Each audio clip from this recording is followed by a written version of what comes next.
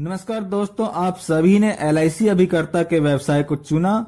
इसके लिए मैं आपको बधाई देना चाहता हूं, क्योंकि मेरी नजर में हालांकि दुनिया के सभी व्यवसाय अपनी अपनी जगह सही होते हैं, लेकिन आपने LIC अभिकर्ता का व्यवसाय चुना है और मेरी नजर में यह दुनिया का सर्वश्रेष्ठ व्यवसाय है, जिसमें एक अभिकर्ता अपनी जीविका के साथ साथ अन्य लोगों की भलाई के लिए भी कार्य करता रहता है।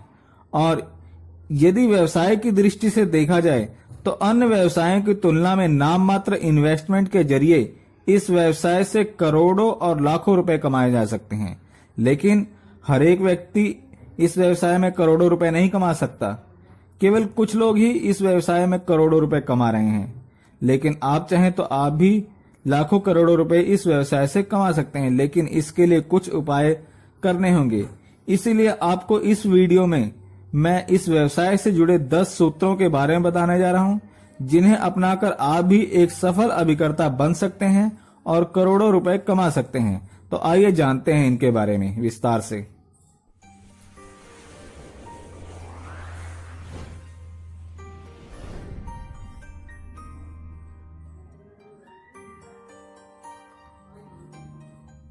सबसे पहला सूत्र है प्रतिदिन नए मित्र बनाइए। इसके लिए हमें नित्य नए लोगों से बातचीत करने का बहाना ढूंढना चाहिए और इसके लिए किसी की भी मदद करने का कोई भी मौका नहीं छोड़ना चाहिए। किसी को भी रास्ते में लिफ्ट देकर या किसी अन्य तरीके से मदद की जा सकती है और लोगों को अपना मित्र बनाया जा सकता है। दूसरा सूत्र है कि प्रतिदिन कम से कम 3 लोगों से बीमे के लिए बात करना बहुत जरूरी है।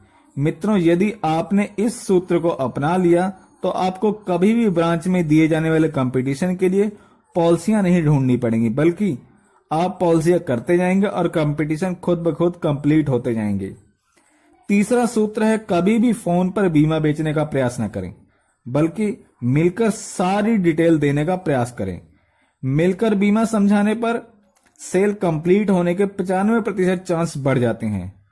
चौथा सूत्र है कि सदा मीटिंग घर पर करने का प्रयास करें, ऑफिस या दुकान पर नहीं, क्योंकि दुकान पर अक्सर ग्राहकों का तांता लगा रहता है और कोई न कोई आता जाता रहता है, और ऑफिस में भी सहकर्मियों या बॉस के कारण डिस्टरबेंस होती रहती है और आप सही तरीके से इंश्योरेंस की स्कीम के बारे में नहीं बता पाते हैं।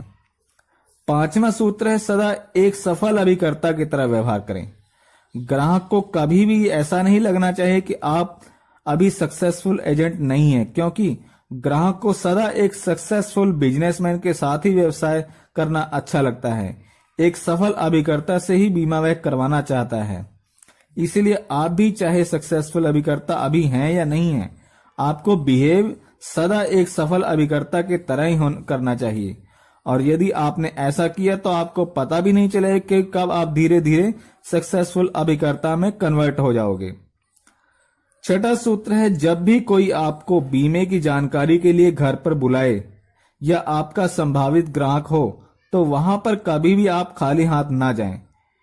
कोई भी मिठाई या फल आदि अवश्य लेकर जाएं। यदि आप याद रखें कि यदि आप खाली हाथ किसी के घर जाओगे तो खाली हाथ आने की संभावना भी बनी रहेगी, और यदि आप किसी के घर कुछ लेकर जाते हैं तो वह भी आपको कभी भी अपने घर से खाली हाथ नहीं आने देगा, आपको पॉलिसी देकर ही भेजेगा।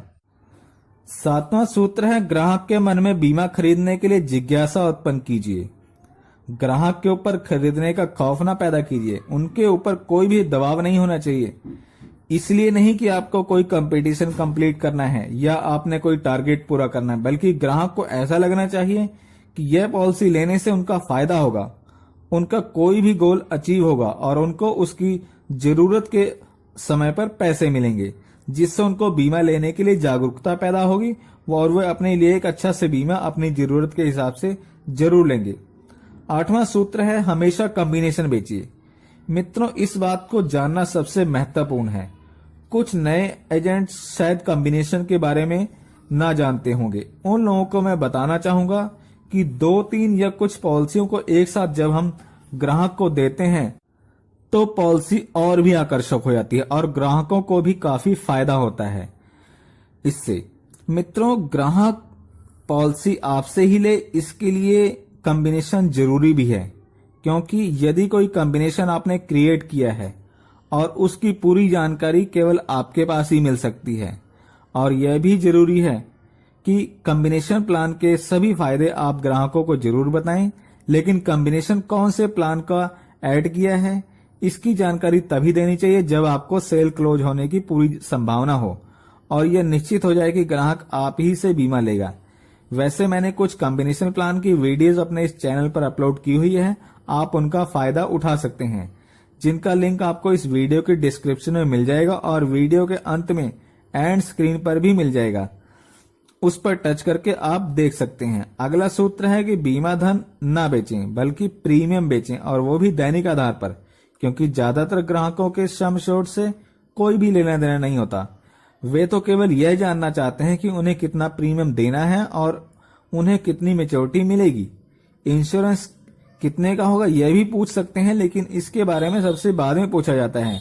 और यदि हम मासिक या दैनिक आधार पर प्रीमियम की गणना करते हैं तो यह कम और अच्छा भी लगता है और मासिक प्रीमियम देना भी आसान होता है और इससे बड़ी बीमा पॉलिसी बिकने की संभावना बढ़ जाती है।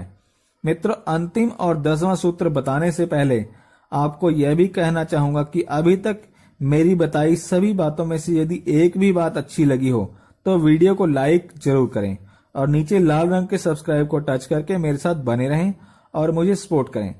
और आप भी यदि इस टॉपिक पर अपना कोई सुझाव देना चाहते हैं तो नीचे कमेंट करके अपना सुझाव जरूर दीजिएगा। और अब 10वां सूत्र यह है कि सदा बड़ा प्रीमियम की मांग करें। और मित्रों, अक्सर मैंने देखा है कि ग्राहक को हम कम आंकते हैं और उनसे जिस प्रीमियम की बात करते हैं वह या तो उससे कुछ भी घटाकर ही लेंगे और या फिर उतने ही प्रीमियम का डन कर देंगे, लेकिन वे खुद उस प्रीमियम को कभी भी नहीं बढ़ाते हैं, चाहे वे इससे ज्यादा प्रीमियम देने की हैसियत भी उनकी क्यों ना हो। लेकिन इसके विपरीत यदि आप पहले से ही बड़े प्रीमियम की बात करेंगे तो बड़ा प्रीमियम होने के कारण मैच्योरिटी भी ज्यादा अच्छी नजर आएगी और एक बड़ी पॉलिसी सेल होने की संभावना भी बढ़ जाएगी। और यदि वे कम भी कराते हैं तो ज्यादा से ज्यादा थोड़ा बहुत ही कम कराएंगे। मित्रों, यह वीडियो